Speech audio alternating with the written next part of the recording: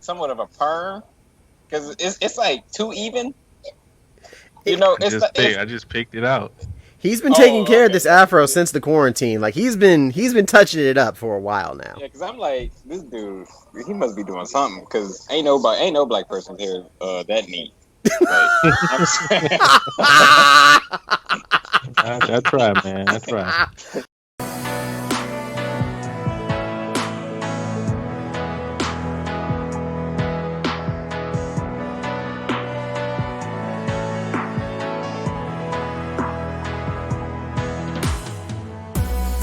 Hello, everybody, and welcome back to another episode of A Fan's Perspective. Well, guys, I did it. It took me, 3 weeks, but I finally beat the game. Last horse finally crosses the finish line. So we are finally able to delve deep into spoiler territory. Heads up, again, heavy spoilers for The Last of Us 2. Last of Us Part 2.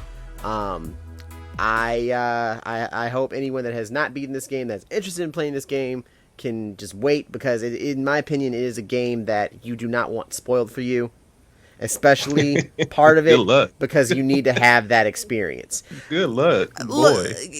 I avoided spoilers. I was able to avoid them on YouTube. Jeff was nice enough to not talk to me about it. By the way, again, we are joined by my brother, Jeff Morris. So many times when you... I almost did spoil some stuff. Oh, of course, yeah. The way you described the parts, I was explaining something and you weren't even there yet. It's funny. I guess we can talk about it as we. Isn't that the worst? Welcome back, Jeff. Thank you for being on the show again. We appreciate you, man. No problem. Today, like CJ said, we're going to be discussing The Last of Us Part 2. We're going to be talking about the highs. We're going to be talking about the lows. We were lucky enough to have two people to beat it and kind of have a discussion around it. If you didn't listen to our previous episode on this topic, feel free, go back and listen to our part 1.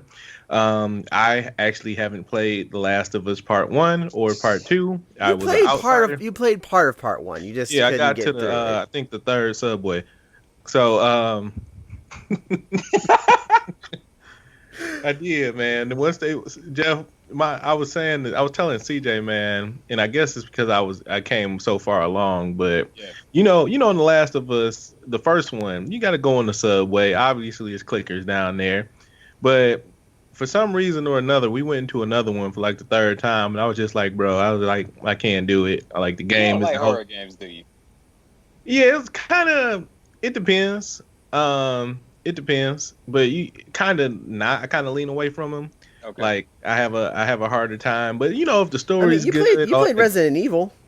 I did play Resident Evil, yeah. But which one? Because Resident Evil 5.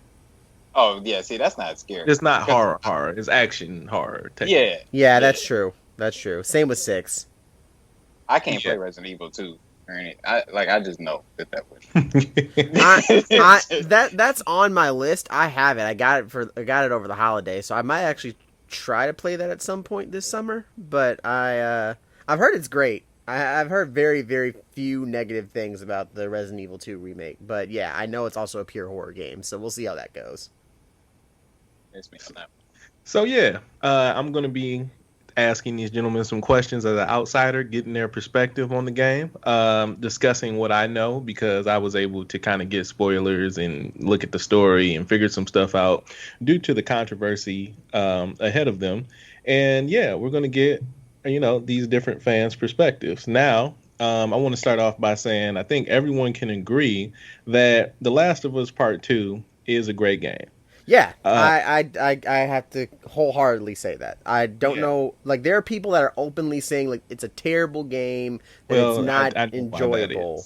But I know why, and we all kind of have an idea as why that's the case. We'll talk about it. I think the experience for someone with Jeff, in his example, he did not play the first one. He just picked up the second one and played it. He watched the story, and then we have you who have played both, completed both. Good job to you, CJ. And I think having that perspective is different. And that's why we're going to discuss it. And I feel like for the people that are more vocal about the negatives of this game, they definitely were fans of the first game, like diehard fans. And I understand that. So I want to start off. Just tell me what you guys thought of the game overall in comparison. I guess we're gonna start with Jeff because he's our guest. I can see you winding up over there, CJ. He was filling them lungs up, Jeff. Yeah, he was. He was like, Jeff. So overall, what'd you think of this game? I'm not disappointed by it. I think it was a pretty well done game. I like the story, although I did not like the ending in terms of just like, I mean, like, I think the ending fit for what the story was trying to tell. Is just I just don't like those type of stories, and it's just the way it ended. Is just the way it ended. I understand, which we'll dive into a little later.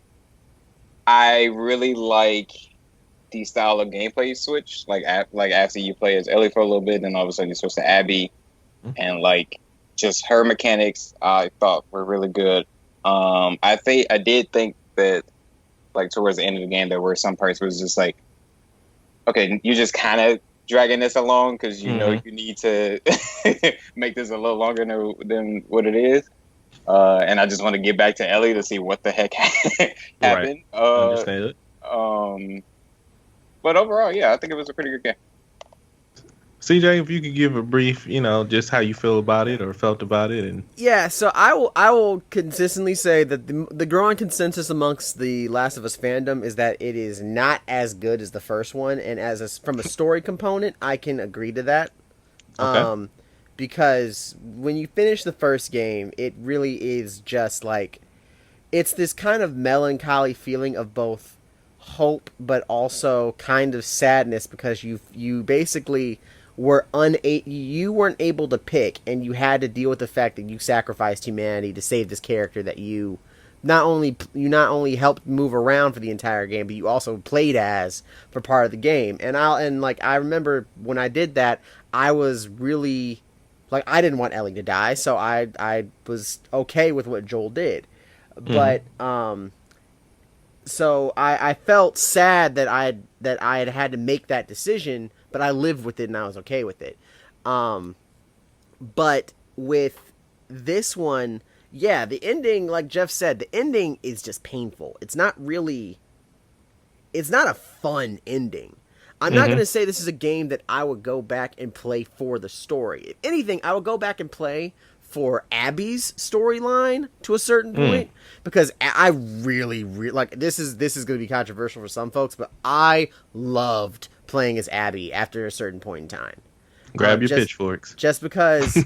And we can get into this more. That's kind of what Jeff was saying. Jeff was saying he enjoyed her gameplay elements a little bit more than Ellie's. Her gameplay elements are different. One, because you're not fighting the Washington Liberation Front. They're not fighting the wolves as much. You're mainly fighting Seraphites, and you're fighting infected.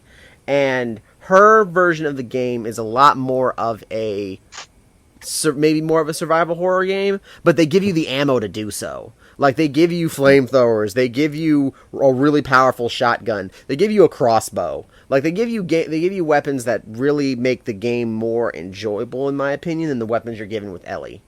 Like, the weapons you're given with Ellie, it's kind of more like, alright, Ellie's not nearly strong enough to do damage the way that Abby can. So I think that depends on like what style of gameplay do you like more. Ellie was all about like stealth. You can't. I mean, like, I guess depending on the level. Like, if you play on the easiest level, you probably could just go out and like beat everybody out, everybody in open combat. But like if you playing on survivalist mode, it would be very, very difficult for you to just go out and just start throwing hands on everybody. Yeah. But as Abby, it's very possible for you to do that even on survivalist mode. Like I've done it a couple times with Abby, but. I like more of the stealth elements because, like, the clickers, as Abby, it started to get real difficult to being able to take them out. Oh, yeah. It was... Go ahead, sorry. Yeah, go ahead. No, go ahead. Yeah, I will definitely say that, like, fighting the infected as Abby was still more stealth than anything else. I did not want to fight them head-on if I could avoid it. But I was okay with going head-on against the Seraphites a little bit more, just because that was more of an even fight, if that makes sense. I did feel like a beast every time I was done playing. Like, every time I was done with a combat scene with Abby. Like, her fights was just incredibly tense. And yeah. I loved every bit about that.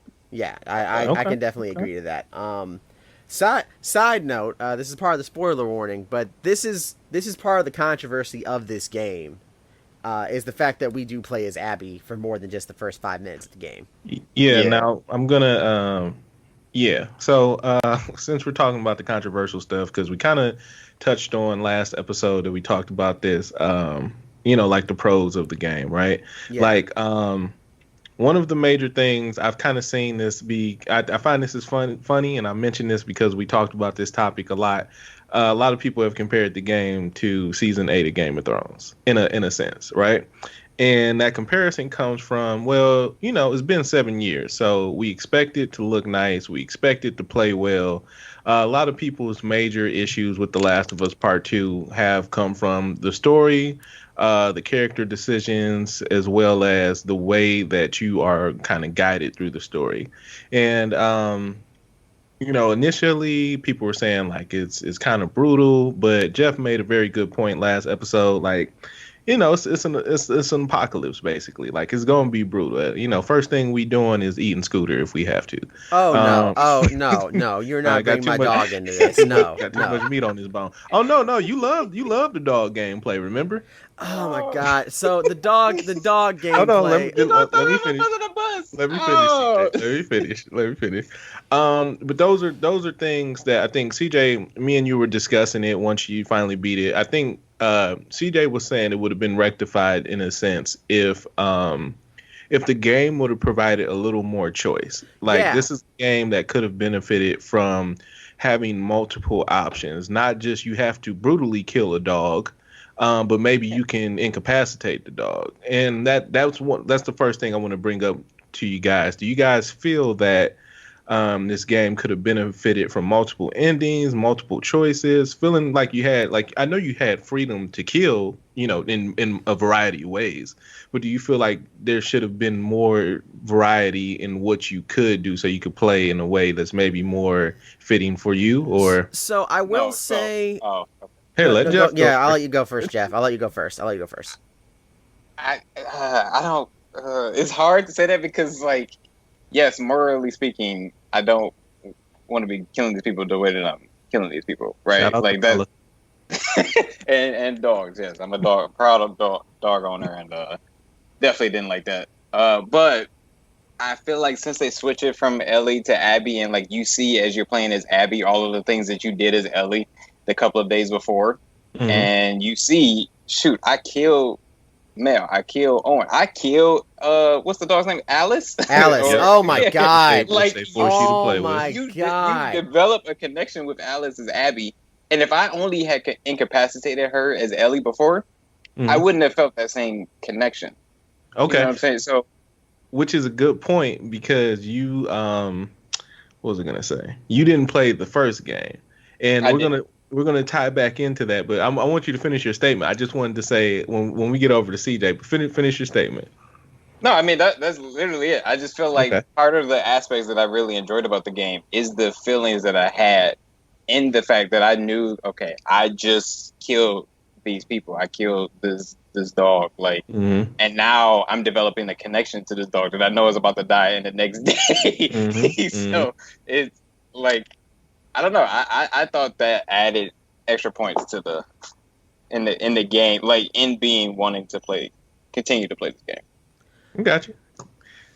CJ? All right. So, at least to the choice aspect, I realized that this might also be the reason why I'd say choice it would have been more helpful is because choice has become a really big thing in modern generation gaming, if that makes sense. True. So let's take Horizon Zero Dawn, for example. There's a fitting storyline that you have to follow in Horizon that, like, there's no real way of avoiding certain story hits. You find out how the world ended. You find out why Aloy is the way she is. You find out how the world got restarted, and you find out how these machines came to be. But there are different tracks you can take to get to those points, and there are different things that can cause how Aloy reacts to other people that essentially make for almost somewhat different endings. Yeah, Not you fully you different get endings, but you somewhat get different endings. yeah, you get three different choices. You get pretty much like a analytical. You can get an analytical choice. You can get like a caring choice. Then you can get like a mean choice. Yeah, and Yeah, eventually Okay, that develops your relationships with other characters. yeah. Horizon Zero Dawn is a RPG game though. Yeah, no, and that's what I'm getting at. So with The Last of Us, it's not as much of a choice as like an RPG will give you.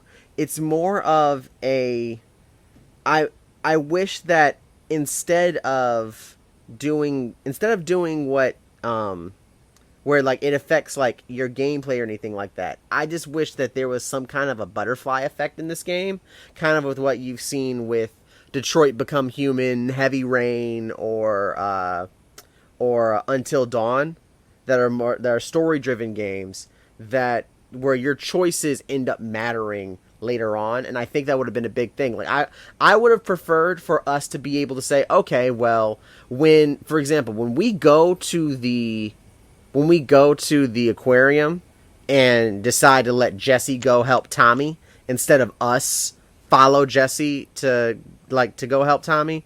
And I wish we could have seen what that outcome would have been if we just went to go help Tommy. We ended up like I maybe what happens is you go there, you end up fighting Manny and Abby, and then you kill them, and that ends the game. So you don't even get the Abby experience, and then you find out later on, wait, I could have done what? And you could have ended up playing as Abby if you had chosen to go the other way and go Would that route. And I yeah, it would think definitely give you some more replayability. that would give you more replayability. That would give you more of an experience. And I think that would actually make other people that are angry at this game happier, if that makes sense. And maybe that's not like the true ending that like is the one that the game creators want you to have. But I think that's something that it could have benefited from. And then like later on when you're playing as Abby, maybe there are certain choices that you have where like I don't know, maybe you choose to maybe there's something you can do that keeps Lev from going to the island, and then you end up, because you do that, you, Mel, Owen, Abby, Lev, and Yara all leave for Santa Barbara before anything happens. Okay, so all you're saying is that you just wanted some happier endings. Like, I feel make like some I feel like make some options. Like I feel, yeah, I understand that like it's that not the way Naughty Dog does their games. They've always been like this. You're going to play the specific story they're giving you. They're never going to really give you an option. They do that with Uncharted. They did that with Jak and Daxter. They've done it with The Last of Us. You couldn't pick Yes, between Sucker Punch. letting Ellie live or die. I mean, Ellie lives, you kill that doctor. You have to do it. But I just think that because of how gaming has gone since Uncharted 4 even came out, the multiple storylines and multiple endings are kind of things that happen in several games that are like very common. So maybe that's something they could have thought to incorporate. But then again, that would have been a lot of extra work and a lot of extra time that might have caused us to have to wait even longer. They didn't have. Yeah, I mean, so but I also that's think the like thing. it downplays the whole lesson of this game is that like when you let revenge consume you, like these are the choices that you end up making, whether like Yeah. you want Yeah, to or that's not. that's entirely Okay. true. That's entirely And- true. and Because here, that is let the me- lesson of this game. Let me check that is the lesson of the game for sure. Let me chime in there because a lot of people, another one of the things and that came up because the general consensus I'm getting from you guys is I liked it. CJ's a little different, and I think I know where CJ's difference come from. It's because he played the first game. Yeah, he played the first one. Yeah. And what a lot of chat is around is one, it doesn't feel like you're playing as the original character that you had alongside of you in part one. And I was gonna ask you guys about this, but I'm just gonna kind of go into a few things and then we can discuss them. So, a large part of some people's issues with this game are they come down to, like I said, character choice. A lot of people feel like Ellie was changed in a way that was kind of unnatural for her progression in some senses. And then the theme of the game, like you said, Jeff, is revenge. But they also feel like that they want to beat that one theme into you, where The Last of Us Part One had kind of like multiple themes and multiple things that you had Joel and his story and how he was learning to adapt. You had Ellie, how she was learning to adapt, and then how they were building this relationship. But in this game, it kind of feels like it's just revenge, especially based on the ending. Like, especially based on the ending. And see Now, that. hold on. Okay, Hold on, CJ. go ahead. Go ahead. Let me finish.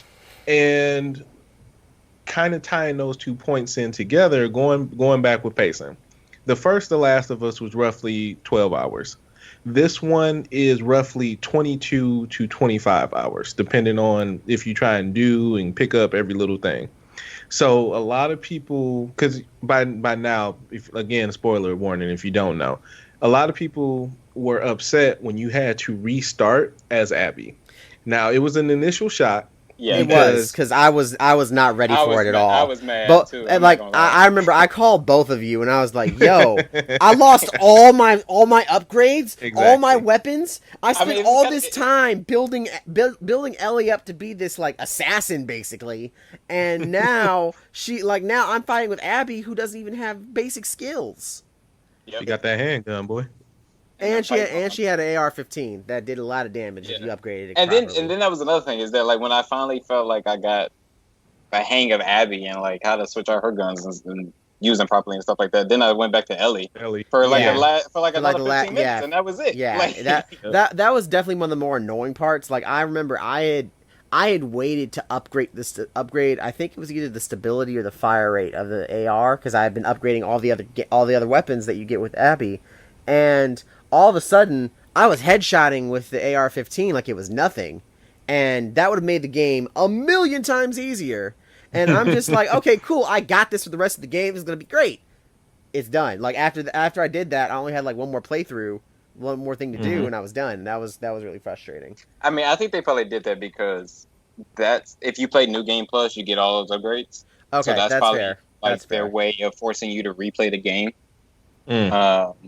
But like I've already beat it on survivor mode, so it's like why would What I else? replay? That is the one thing is that like I spent $60 on this game and like I Only beat gonna it. play it once. Yeah, I'm really only gonna play one. I may play it one time years from now just to remember the story, but like Yeah. that is the one. Yeah. So Jeff, this is going back to the divide between you and CJ, and I was going to tie this into the pacing for the game. Okay. And CJ, me and you talked about this a little bit. It deals with Joel. Joel was essentially the favorite character of The Last of Us. Yes. We all know what happens to Joel very early on in the game. So what people and the issue with the pacing or how people felt about the pacing, and because it's not necessarily that the game was too long, even though another topic is that they feel like this is the last game out of a trilogy and it's only the second game. Was they felt that the Abby storyline should have been split between the Ellie storyline rather than you solely playing as one and then the other. And I want your guys' opinion on this because someone broke it down. They were like, hey, maybe if you would have did this stuff with Abby first, a lot of stuff with Abby, and then maybe like halfway through, because you play roughly 10 hours as Abby.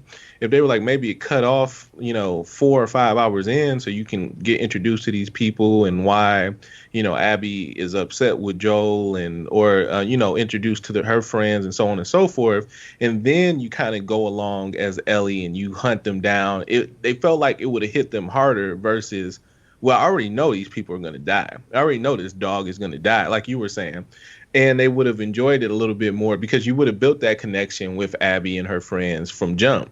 But because you kill the series' favorite character in roughly 2 hours of the game, a lot of people were pissed. And once they did get to that Abby part, they didn't care because I already know you're going to kill Joel. Like, a lot of people felt personally connected to Joel, and they were really upset about him dying in the manner that he did. You only see him like twice before he dies, or something. You don't ever play as him. You don't ever play as him. The favorite character, like yeah, okay, Ellie's cool. We're gonna play as Ellie, And the game definitely did market itself as you were going to be spending more time with Joe, or even playing Oh, with Joe. the marketing for the game is deceiving. It's completely Yeah, it's very deceiving. it pulls an Infinity War and Endgame level troll on everyone. Like the same way that you thought, Yeah, I oh, can see Hulk that. is in Infinity War about to fight with the rest of the squad, and then he He doesn't was show not. up. So, do Um, you guys? I'm sorry, I don't mean to cut you off. I'm going to ask the question. I'm going to let you go. Do you guys feel that if that story maybe was interweaved into the game instead of then one, then the other, that it kind of would have been a better experience overall? Like, I understand like you telling me to go play as somebody I hate, and I get that you do build that connection afterwards, but it's like the damage is already done. Like Ellie's gonna kill Alice, Ellie's gonna kill all of Abby's friends. Like you know this, you've seen this, and they just felt structure wise as a story. If you would have structured it different, like because they said you weren't gonna play as another character, but outside of Ellie, which was a lie. You were going to play as Abby. But I feel like if you would have put the disc in and then you would start up as Abby, like, who is this person? I don't know what's going on. And then that leads you to Ellie and Joel, and then you pick up from there. I just feel, me personally, hearing it and seeing it structurally, it seems like it would have been a little bit better than halfway through. What's going on? Oh, we need you to go back to the beginning. Start as this new person. Wait, better in terms of like making me happier as a person, or like better in terms of like character development. Like In I got terms of in you guys may not necessarily have this feeling, but in terms of story, like I said, because people love Joel so much, by the time they did get to Abby, which is 12 hours later in the game, you have to account for pausing due to people having lives and stuff. By the time people do get to Abby, they are upset with this character still, and they really didn't want to play as her or hear her side of things because she killed Joel. okay, so yeah. let since let me go first since I played. No, I'm gonna let him. I'm gonna let Yes, him. sir. I'm gonna let, Yes, I'm gonna sir. let him go. So so the reason why I initially did have that feeling when I played as Abby, I fully remember You like called me at like midnight. It was like, Yeah. Jeff, you serious? like I was really upset. I was like, I've been planning on hunting this girl down and destroying her the moment I see her. And at first, like, I remember I even was like, okay, so she's scared of heights. Well, let's stay up here a little bit longer than usual. Let's hear the squirming. Just because like it it it you don't like playing as her at first the whole time. You ran out and just got headshotted a couple times. No, I didn't get headshotted. I like Oh. I didn't get headshotted. I did the same thing I did with Ellie. If I suddenly get caught and I'm about to be surrounded, I'm like, just kill me. Like don't like. I'm not gonna run for this fight. Don't waste my time. Huh? Don't waste my time. Just kill me and let me restart, please. But I'm not gonna act like oh, I'm low on health, I'm gonna reheal. Nah, I'm good on that. I can at least let some catharsis get out. But then again, after my first day of playing, because this is something else that I know from a lot of reviewers, everyone felt that way if they played the first game. No one got to that point and was like, oh, I really want to keep going. You kind of just go for the sake of going. Like you're just like, oh God, okay, fine, I'll do this. And I would agree that if they had done, let's say, Abby's, let's say that you play as Abby, broke it up into sections. I don't even think you break it up into sections. I actually think that the way that they structured it is the right way to do it. I just think that maybe if you had done Abby's storyline, you start off kind of as just not, you don't do what they did where you see the backstory where her dad gets shot until like the very end. You save that backstory for like, you try to figure out why does this girl so dedicated to this cause, when like why does she want to be part of the WLF so badly, and why does she want to like train so much when you see the different backstories. But I think that if they had structured it that way, then maybe it would have been a little bit more palatable. I'll agree. And then like the last thing you see Wait, hold Bef- on. If they put the backstory at so what point? okay, In the so beginning instead so of no no the. no no. So let's say when you start playing as Abby, if I remember correctly, the first thing that happens is you play the flashback where her dad gets shot, right? And The first thing is Abby? No. yeah, it is. I'm almost positive that you do that before you go and have that ambush by the Seraphites. Um, Oh, yeah. so let's say you don't do that. Let's say that they marketed this game as Abby. They don't even touch Joel and Ellie. Let's just say that because I remember they released a trailer that shows the scene where you meet Yara and Lev back in like 2018, and people just thought that was like Ellie's mom or some stupid stuff. Like no one knew who Abby was, Right. and so you don't. Let's say that you just say we've left Joel and Ellie's storyline and we're moving to Seattle and we're focusing on this new storyline involving this character named Abby. And then you go on and you do all of that, and then the last flashback you see is the flashback where you're like, wait, this is who?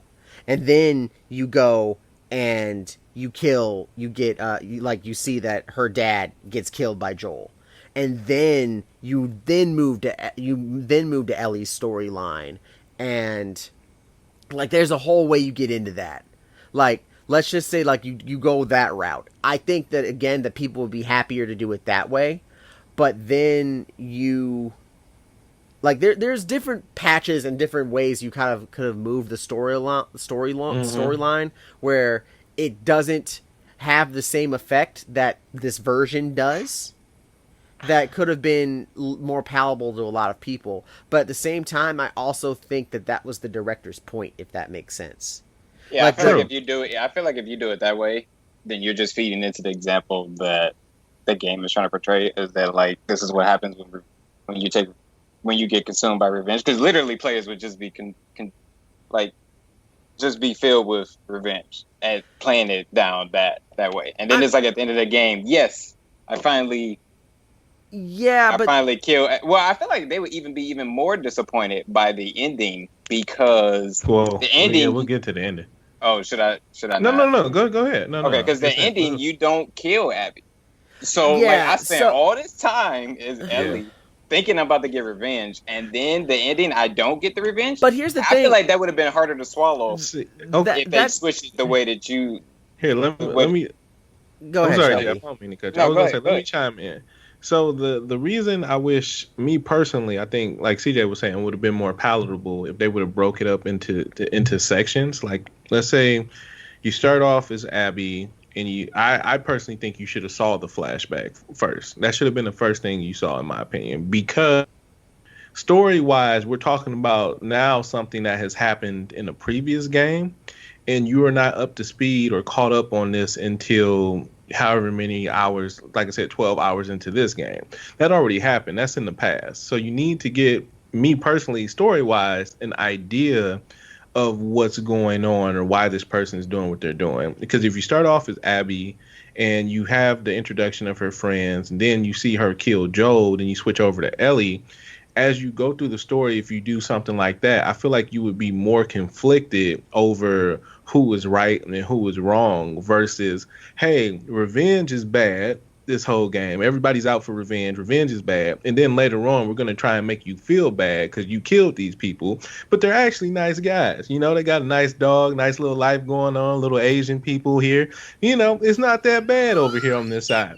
But like I said, That's proof that you did. So first of all, the little Asian people is a whole separate thing from. I know, but it's to show you, it's to humanize Abby, is my point. Yeah. That's the point. But like I said, for a lot of people at that point in the game, and that point in the story, it no longer matters to them. A lot of people are still upset. Abby is painted as the villain for 12 hours of the game. Majority of the game, Abby is painted as the villain. And then they like, okay, well, for another 40%, we want you to see how good Abby is. And like for some people, that I just feel like that story would have been meshed together. As you progressed with one, you progressed with the other, and then like as you're learning about these people, if Ellie was killing them right after, then you'd be like, oh, Ellie, that was kind of messed up. You know, I kind of like old dude. My man Jan wasn't that bad. I think that would have been a more conflicting experience for people versus, oh, Abby bad. When I finally get to Abby, I'm upset that I have to be Abby and I have to play as Abby. Now again, gameplay wise, I understand Abby is excellent. That's a lot of fun, but I'm just saying as I'm hearing the feedback, that would have been more digestible for people, especially once you get to a fight and you have to beat up Ellie as Abby. Like, like we know somebody that very plainly just stood still. They were like, "I want Abby to die. I don't care if I played for her for $10." Like they just let Ellie shoot her because they still wanted Ellie because you had such a strong attachment to Joel. They still wanted And see, Ellie to win. I guess that's another thing that I need to bring up as far as like the attachment to Joel aspect of stuff, because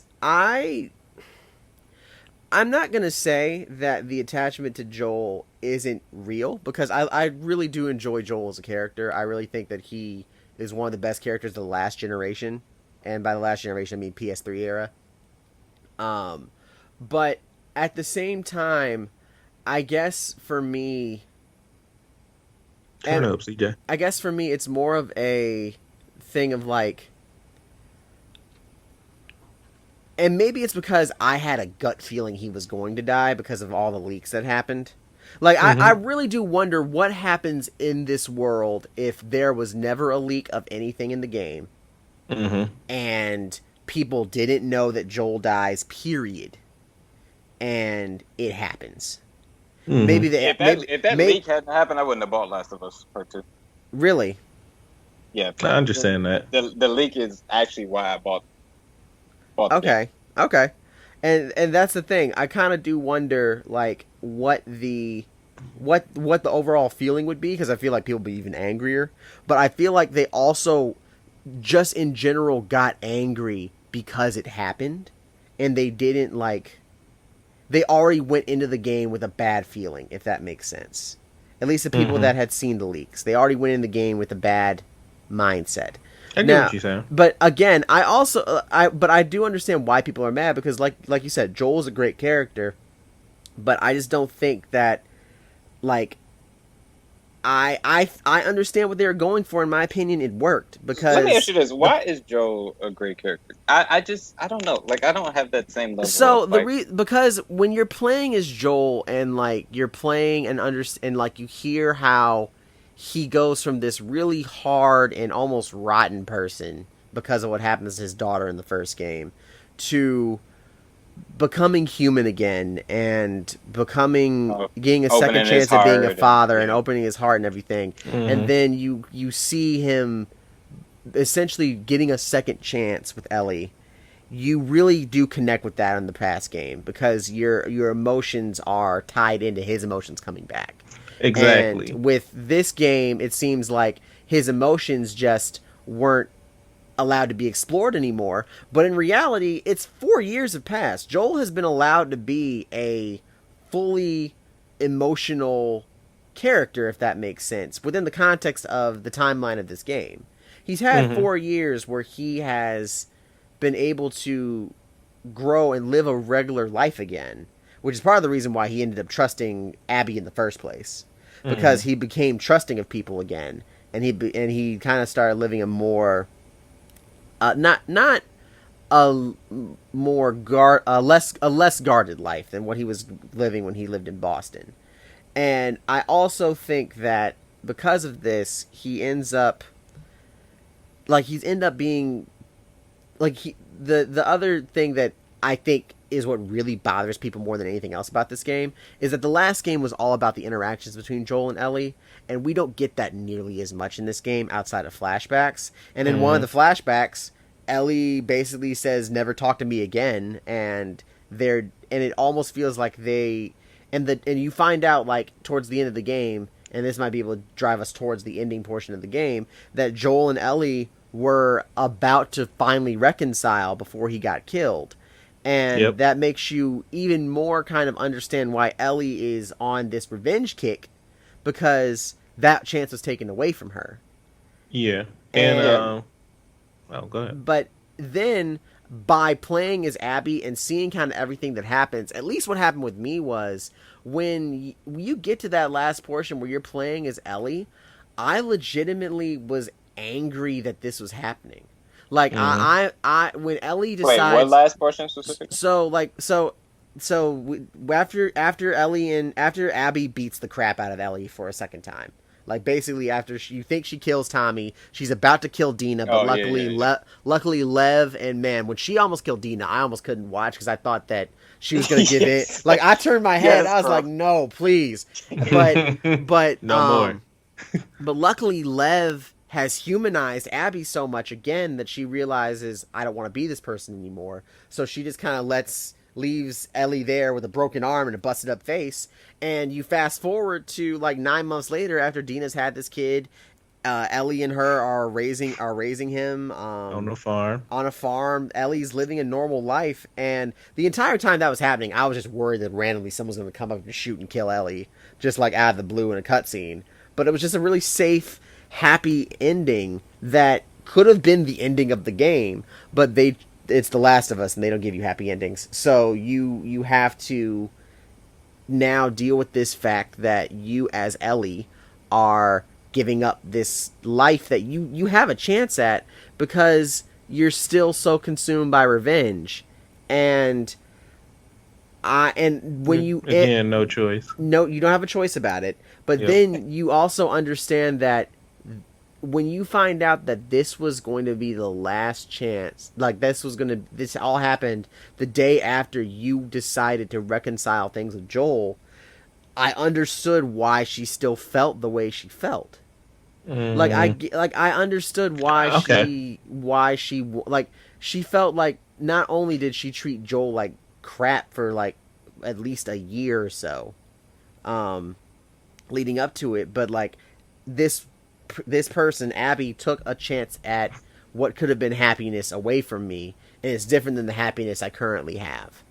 And true.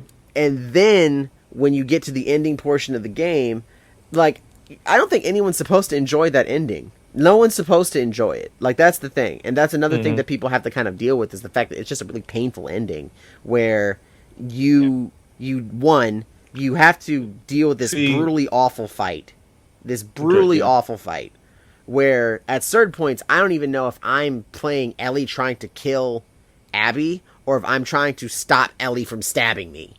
Like there's one point in the game where you're like mashing on square and you could be Abby trying to keep Ellie from killing you, or you could be Ellie trying to kill Abby. It really is up to like the perspective you want to give. That fight was pretty brutal. I didn't like that part either, but go ahead, continue. But then like when you get through that part, and then like I remember as I was playing that part, I'm like, Jesus, I don't want to do this because I liked Abby at that point. I didn't hate her. So you were converted. I was converted. I got converted. I didn't hate Abby. So I got converted too. Like before, so honestly, I got converted so much to the point where I kind of did want Abby to kill Ellie? Somebody. Okay, so after she killed, so before she, before you switch back to Abby, well, no, because I know it's bad, but the game would do that to you. Like I can understand being mad at that. Like, but go continue. No, I'm glad you enjoyed Abby. I was super upset when Jesse died. I was like, wait, are you serious? Like, pissed. You just walk out the door and bam, like pissed. That's it. I was super mad, and so when I switched to Abby, I'm like, man, this girl better have a good reason for why she just killed my man Jesse. And I mean, I wasn't as connected to Joe, but I was upset about that. But then by the time I'm done with her story, I was pretty like upset at the fact that what I did as Ellie, so much so to the fact that like I was a little hurt. I probably would have been a little hurt if she would have killed Dina. But I kind of wanted it to happen. I didn't want it to happen just because Dina didn't really deserve it. Dina did. The only reason why I didn't want Dina to die was because she had a baby. And I felt bad about Mel. I felt bad about Mel when Mel died, even when I didn't know her. I remembered like, oh wait, wasn't the person that this dude was dating pregnant. Oh God, I hope that wasn't her, and obviously it was her. But So that's also why I really like Abby now, is because like, well, I guess Ellie didn't know that Mel was pregnant, and I wonder like if Ellie would have still made that decision if she would have known that Mel was pregnant. But like, I don't know if she would have or she wouldn't, but yeah, Mel had a jacket on, and you couldn't really tell. Abby had that choice, and she decided not to take that choice. Partially because Lev was there. I think Lev is essentially what saved Nina. Lev was Well, yeah, Lev great. did save it, but like I think that just adds to the fact that like when you get to the end and you know that you are about to fight Abby, it's just like I just really like Yeah, I don't want. I mean, like I honestly think I kind of wanted Ellie to die to die towards Exactly, and the end see, of it. that is one of the points again that the game would do. Like, okay, let me backtrack. The game does that to a character that was beloved, and it turns them into kind of a hated character. So let me backtrack to. I don't say I hate her. I just think that like I mean, you would have let her die between the two. Well, because I think she made a terrible choice. She had a chance at happiness and she lost it. Oh yeah. So okay. I think that like, I mean, I guess.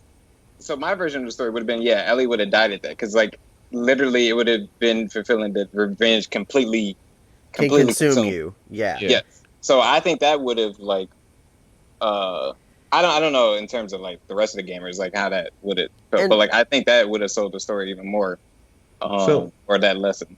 But. Yeah, so going back to The Last of Us 1, because CJ kind of he got his off, so I'm gonna tell my experience. I was just letting him. The reason, because I know a few people that played The Last of Us 1, and the reason they liked it so much, story was great, it was good gameplay for the time, but the game puts you in a front row seat to where it's kind of relatable, like. You have Joel, like CJ was saying, he's this hardened person, and it's this journey of him and Ellie, and it's Joel knows how bad the world is, and Ellie kind of doesn't, and they're both kind of learning different things from each other as well as the world as they're experiencing it together. And by the end of it, Joe builds this connection with Ellie where he's willing to kill, a bunch of people to save her. And a lot of people can relate more to that, and did relate more to that in his growth than just revenge in this game. And another thing with you growing with Ellie in the first game, a lot of people had issues with some of the decisions that she chose to make in this game. Now, getting revenge, I understand that completely. Do I think there should have been choices in the game from what I saw? I think there should have been choices because not everyone handles a situation the exact same way, And when it comes to something as serious as life or death, like I know CJ, I think it was Mel's the character, like you said, she's pregnant. And you like have to kill her because if you don't kill her, she'll die slowly or something. Is that correct? No, that's My Nora. mistake. That's Nora. My Nora's mistake. the black girl who I was also mad that I had to do that too. But basically, Ellie does kind of put her out of her misery. It's a painful way of doing it, but she was going to die one way or another. Yeah. And honestly, getting hit by a pipe is probably better than becoming an infected, because infected are just awful. So I think the feeling, I didn't mean to cut you off, just to continue, the feeling of these two games are different. There's a jump in the way the story is told, as well as just the overall direction of the games, which is completely fine. There's a hope, and then there's hope in the first one, and there's just nothing in the second. There's wait. There's despair. Let me ask you a question, Sheldon. So yes, sir. I feel like reason why people are upset is because morally speaking, they would not make these, or they think that they would not make these choices. I don't think I would want to do the things that Ellie and Abby did in this game. Morally speaking, I don't agree with it. Yeah. But as a art form, like if you can separate that feeling, like do you still think that this game is terrible on that? Yeah, personally looking at it from the perspective, like I said, outside looking in, you're switching the entire theme of a game. You're switching. So, for example, like I said, because a really great comparison to me that Hmm. I heard was based on Game of Thrones. Comparing Game of Thrones midway through or whatever season people consider the greatest season to the last season, Season 4. season four, which I've just bought today. Um, I understand how you can be upset due to a shift in like, okay, the writing isn't as good and characters aren't really making decisions that they would normally make. And I understand that it can be justified, but that is a jarring for this to be the second game. This is a Okay. jarring shift for a lot of people. Okay. And even in Ellie's case, where you could tell she's damaged, she's damaged from everything that she has done. Which you Hmm. knew Joel wasn't a saint. Like Joel had did a bunch of stuff, but you get to see some form of redemption, some form of lesson learned. And it's like Ellie goes through all of this, going to the ending. She goes through all of this. She kills all these people, gets into this fight, gets beat up, has a child, has essentially a good girlfriend, living on the like CJ said, it was the fairy tale happy ending. It was kind of better than what she deserved at this point because she had did all these brutal things. But then she gets the option to go after Abby again. And this is where people feel like this is kind of dumb. Like, and I get that there is a level of realism to it because when you are psychologically scarred, you do stuff like that. You will be like, I'm going after this person again. But for her to go after her again and then not to kill her, it's like, what was the point of this? The So, I mean, point. but but Hold on, hold on. PTSD is a. Oh, okay. Sorry. I got you. No, it's a real thing. It's a real thing. People felt like though, and again, it could have been better with the way they placed things in the story. Again, like I said, I know I can't judge because I didn't play it, but based off of what I seen, because they felt like the overall lesson that Ellie should have learned with her being about to reconcile with Joel is how important like kids not kids how important relationships actually are. Like you went on this quest to get revenge for Joel, and Joel's whole arc was again opening up, becoming softer, and realizing he can have a relationship with this girl. And Ellie's need for some form of closure. I can't really say for revenge because she let that go at the end, but her need for some type of closure with Abby loses her entire family, as well as the last one of the last things that she can actually connect or remember Joel by playing the guitar.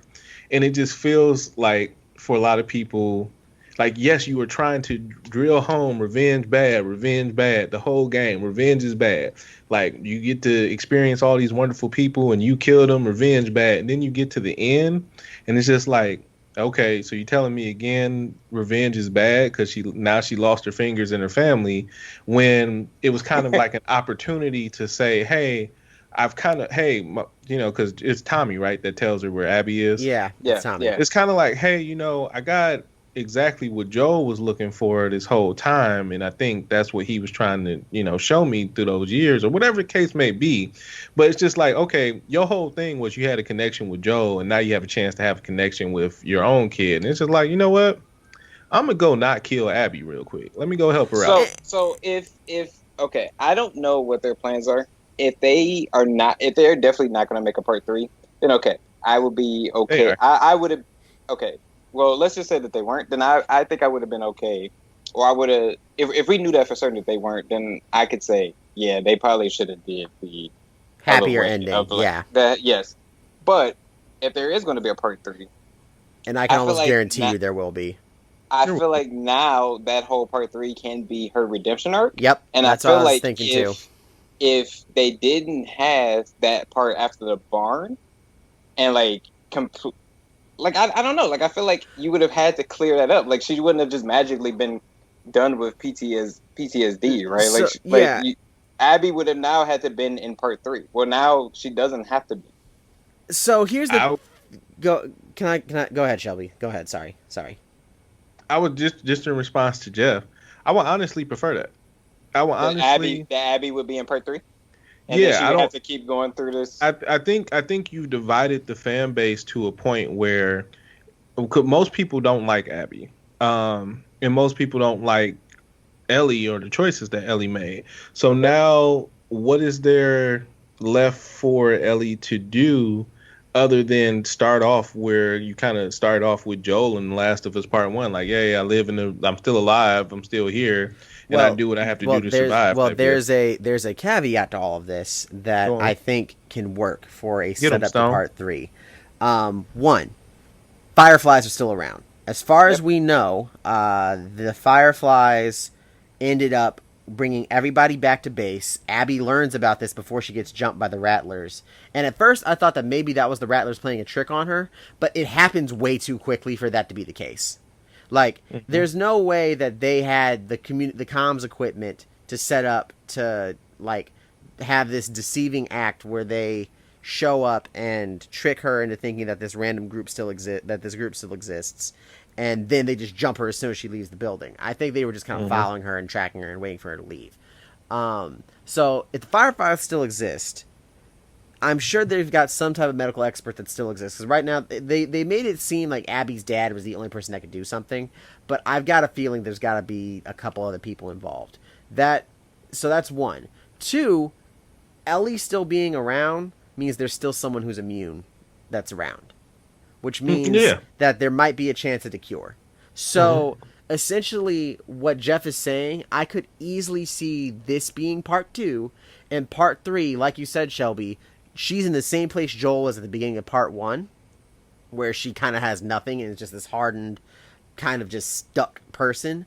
And then maybe several years down the line, JJ ends up going to, like, JJ learns about Ellie from Dina, or maybe JJ like randomly runs into Ellie at some point because he decides to leave Jackson, or something along those lines, where you have Ellie as an older grizzled person, because she's only 17 or 18 in this movie, in this game, where she's now like in her late 20s or early 30s, still immune, and now has a chance of redemption with another character, and then has another chance to effectively create a cure. Okay. And that could be how they have part 3. I got a question for you though. What's up? If I did not like this game, which a majority of people that outside of critics did not, why would I play that? Because the game's fun. It still brings you. It still gives you a chance to maybe give Ellie that redemption story. And let's be real here. Gamers buy games regardless of if they don't like it or not. Yeah, I feel like You're not wrong. this game is forgivable. Plus, also, like, how much of the fan base did they lose due to this? Because it sounds like they still made. That's the thing. That's the thing. That's why I said there's going to be a part 3. I don't firmly believe in gamer rage. I just don't think that. I think gamer rage in the form of online abuse, and the fandom has been terrible to the character, to the woman that plays Abby. They've like given her death threats. They've been doing a bunch of things that don't make sense. But if the game plays well and doesn't have any issues, gamers aren't going to not buy a game. Well, let me counter you with something though. Gamers put a lot of stock in, how can I explain this? And I don't want to say well-being, but let's use Anthem as an example, right? Uh-huh. Like you said, gamers will buy a game based on promises, right? But typically that does not work if let's say if we're talking about a series, like if the Uncharted series wouldn't have been amazing, not only would there not have been a continuation, but people wouldn't, like, let's just say Uncharted 3 was just trash, right? Uncharted 3 is trash. A lot of people don't like it. People wouldn't be lining up for Uncharted 4. Now, in the way that the gaming industry works, as well as movie industry, is if the next entry in the series doesn't make as much money as the previous entry or more, it's canned. So gamers are gullible to an extent. They're like, yeah, they bought this game solely off of the name The Last of Us. Yeah. Yes. But now there's a second entry into the series. And when people go back, and they may go back and play this game again and love it, or they may hate it still. But there's still going to be a bad taste in people's mouth. So now you don't have as many pre-orders as you did for this game, because this game did bank, but it did bank not because of it itself, because of the previous game. Yeah, and that's, so I think it's an interesting conundrum there. That's fair, sure. but I just don't see them, because I actually will be kind of mad if they don't do a 3, because I don't think this story is complete yet. I think they are going to do a 3, but from jumping from The Last of Us 1 to part 2, you're like, okay, Joel's coming back, Ellie's coming back. You know, I roll with them. We got through some tough times together. Now there are people like you that in Jeff, you liked Abby. So are they going to incorporate Abby into it? Because you played with her for half the game, and now there are people that don't like Ellie. So what? You telling me I got to play as this character I don't like? I'm gonna wait for it to come out and see how the story is. And if the same person that wrote this one is writing the next one, you never know what you might get. That's true. But Neil Druckmann's proven that he's a good writer. Like, he's done this before. He did this with the first one. In my opinion, the story isn't a bad story in the second one. It just makes some decisions that like, that's the other thing. It's not a bad story. It's not. It's just a story that people are angry about, and we know how fandoms work. If we are known, people that listen to us and that know us know that we are a very positive podcast. We rarely dog on anything. We're just honest. I mean, we don't talk about stuff we don't like. I think if this was a movie, then I would say and they needed to do a part 3, I would be a little nervous for them on a part 3. But because it's a game and the story was not terrible, and that there are other things about this that like make this game great. Playing the game was fun. Mm-hmm. I can see gamers being very more forgiving of this, even if Abby was like even in part if 3 you make Abby the main character in part 3. I think Abby should be the main character in part 3. I don't know about that. After what happens to her, I don't think she should be fighting for a while. She's so emaciated and weak. That's the world she lives in. But they could just fast forward. They could. I would not want that to be a part 3. I would maybe want that to be like a part 2.5 or something. But like, I would want my part 3 to be. I want my part 3 to focus on Ellie. This is still Ellie's storyline. Because they essentially set up Abby as the next Joel. Like, she's kind of went on this arc, and she's kind of, she was the one that really learned the whole revenge thing that they're trying to beat into you, and then she goes off with the little kid. So literally, it's kind of set up to be the Last of Us. Her storyline is kind of completed, though, if that makes sense. If she makes it to the Fireflies, that storyline is done. We'll see. You never know what the Fireflies. I mean, it is possible, yes, to have a story with Abby, but I just feel like that they would be missing out on a huge opportunity to redeem themselves by not focusing on Ellie. And not just that, but let's say, like, I know this doesn't happen in a lot of zombie storylines. Like, no cure was ever created for the T virus in Resident Evil. There was. I thought they didn't utilize it. I thought they just nuked Raccoon City and called it a day. But it got out Raccoon City. But go on. But I think that if you do this setup where, and they are very good at not knowing what's going to happen in these storylines. I will completely admit that every storyline Naughty Dog has done since the PS3 has caught me off guard. But I think that you have a shot, at least, at making it so that Ellie ends up using her immunity for good. I really don't think they touched on that nearly as much in this game, and that's something that they can tap back into in the third game. They could. So I think you have to focus on Ellie. You have to care about Ellie to want to play it. And see, that's the other thing, is that I agree that Ellie made bad decisions, but at the same time, I don't hate Ellie because, again, I still have that connection from the first game, and I understood why she did what she did.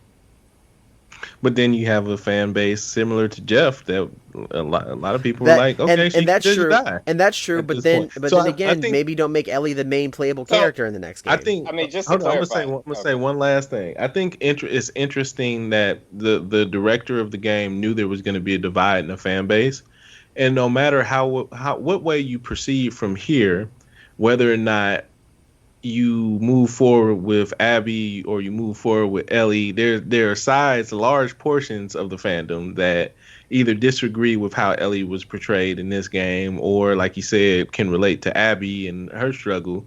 And so no matter which one you go with in the next game, most likely it is going to be Ellie, even though I don't know like maybe the immunity does lead to something. It's just like there is no jumping off point necessarily from this one to the third one, as to where in the first one is like, okay, you saved Ellie, and you didn't really know what was meant, what the future was for Joel and Ellie, and it's like, okay, now we're in the future, now we just know Ellie's alone. Yeah, but again, I still think because It's Jeff's turn, boy. Oh, sorry. I'm my bad. I don't know. Like, I don't know. I don't have. It's complicated. Yeah, I don't know. I honestly agree with what they did with the story. Okay. So I don't. I guess I'm just not as sympathetic as you are to the people that are broken up about. You like it is what it is, and I get that. Yeah, I said, that's just. Yeah. And I guess as someone who played both games, I guess they just really the Abby storyline worked on me. Maybe I'm a sap, maybe I connect with characters that I play as, but it worked. And a lot of it didn't bother me as much as it's bothered other people. It just didn't. But I'm sure there are other people that if we debate this with that, like I'm wondering what Walt's gonna think once he beats it, because I know he's nowhere close to it. Gotta love that guy. So I'm wondering what he's gonna think about the whole situation. I've got a couple other people that I'm talking to that are further behind than me that just haven't been able to actually play it that much. So I'm wondering what they're gonna think when they get to it. It's a very controversial game, and I agree with you, Shelby. I think Neil Druckmann, the director, probably was aiming for that. I don't think he was trying to pull any punches with this. Mm-hmm. And you just kind of gotta figure out what you end up going with. I just don't think that at the end of the day, I don't think that this is going to cause people to not play the next game if they decide to make one. I disagree. I think it's a beautifully sad story that could have a happy ending in a third part. Yeah, same. I think there's gonna be a third part. I definitely know gamers, but gamers do take things to heart, especially they do. Like whenever Anthem 2 is eventually announced. But there's a difference. There's a difference. Is not good. There's a difference. No. But okay, hear me out. I'm not talking about the game itself. I'm talking about how people felt betrayed by the game once they got it, and like once there is I'm just saying in general, once there's a bad taste in people's mouth, it's not, we're not just gonna give you our money. Now you got to prove that you are selling something worthwhile for me to buy. But they did. But that's what they did. That's why I say I think the majority of people though is the thing. How not? Like if you still play the game for a game, it's still a good game. It's just the story doesn't go in the way you want it to go. Yeah. That's what people played The Last of Us for. And I'm not arguing with y'all. I'm just saying the thing that was revolutionary for The Last of Us Part 1 wasn't the game itself. It was the story and the character. So it's like, yes, the story, yes. It's like if you had to do a percentage, 75% of the game is the story, and then the other 25% is the actual gameplay elements of it. I get that. But like the story is, if you actually look at it, it's not a bad story. It's still a really good story. Like that's the thing. I'm not arguing that. I definitely disagree with the pacing. I think the pacing could have been better and contributed to a lot of people's frustration with the story. But I agree, it's a good story. Also, it suffers from not being a better story than the first one. Yeah, that's part of its issue. That's definitely part of its issue. But I understand your points. I'm just bringing the other side to the table. No, that's you right. That's an interesting. That's an interesting perspective. I definitely want them to do a part 3 now, so we could see. Yeah, we're not gonna play it till 2027 when the PS5 is getting ready to leave for the PS6, and we officially start playing in virtual reality. But we'll have to wait and see. We'll be 34 years old. Am I still gonna be playing video games at 34 years old? I mean, we'll have we'll probably have kids. So. I don't know. We're gonna be teaching little Jeff how to be better than CJ. Kendall already better than CJ in some games. So oh my god. Yeah. And then you know what, CJ, even though this isn't necessarily the same, and I'm gonna end it here. Imagine if like Avatar would have started at like book 2, and then book 3 Fire was just like from Ozai's perspective. the whole time. That's a terrible comparison. That is an awful comparison. I'm just saying. That's an awful comparison. Wouldn't that be hilarious? It'd be hilarious, but no. The better comparison is imagine if book 3 was completely from Zuko's perspective. And started over. Not started over, but like let's say that we focus mainly on Zuko for like villains. You gotta go with that. I mean, Zuko's a villain for like a good portion of the series. But anyways, thank you guys for joining us today. Jeff, Yeah. we definitely want to thank you for coming with us. You're a lot of fun. You're definitely one of the best guests that we have had out of the top 5, as you say, or the first 5 that we had. All of our guests have been great, but you have been amazing, sir. Yeah, you got anything else you want to discuss on the matter? Yeah, I want to say don't let revenge consume you, and try not to kill people. I don't know. If they take out CJ, we're gonna have some problems. That's all I'm saying. I might have to come. I need it, CJ. I do have a heart. I just can appreciate the story for what it is. That's all. Yeah, no, that's definitely the case. Jeff, is there anything you would like to promote? Is there any series or like any YouTube stuff, any Instagram stuff, anything like that you would like to get our listeners to follow you on? Yeah. So me and my lovely fiance Kendall have created a page called Meet the Morrises. Basically, it's a page all about millennial dating and relationships and what it looks like to actually have your journey towards marriage. So if you're interested in topics around that, please follow us on Instagram and Meet the Morrises. And happy to have you if you do. Awesome, man. Sounds good. But that's going to do it for us then. Not really sure what the next topic for next week's going to be, but we're going to keep trying to do the weekly episodes like we've been doing the past month or so. Hopefully you guys have been enjoying what we've been talking about. Last week we did, the Lost season? Mm-hmm. And we obviously, like we said, are going to try to get to Legend of Korra at some point and to some other series. By the way, Shelby, are you excited for the next series of The Boys? The next season of The Boys? Oh yeah, definitely am. We did an episode on The Boys. Oh, yeah. I need to watch that. Check it out. Check it out. It's worth it. Recommendation. The next season of The Boys comes out in September. Trailer has dropped.